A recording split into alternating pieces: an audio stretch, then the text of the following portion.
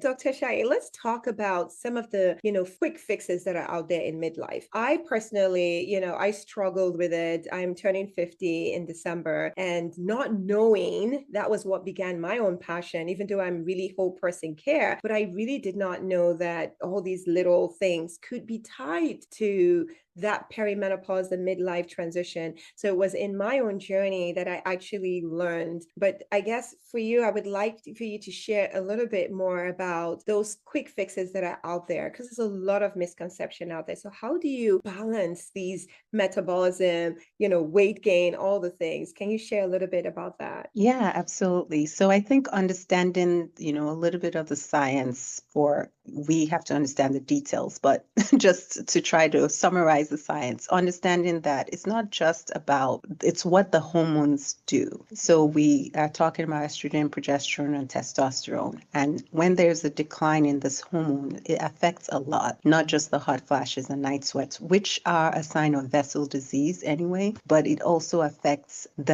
how we store fat, for instance. It affects how insulin works. It affects how much muscle we maintain, how well we sleep. So when we understand the role of all these hormones in our bodies, and then when those hormones decline, as what happens in menopause, that's when a lot of chronic conditions start to show up. So we can't prevent the hormones from declining, but there are other things we can do to support what we already have in our bodies, so that when that decline happens, doesn't have as much impact as it would have if we didn't do these other things. So for instance, resistance training, right? Very important. And it's important to actually start that before in the perimenopausal, as soon as possible, really, to strengthen our muscles, strengthen our bones, and reduce the impact that decline in hormones will have, on our bodies.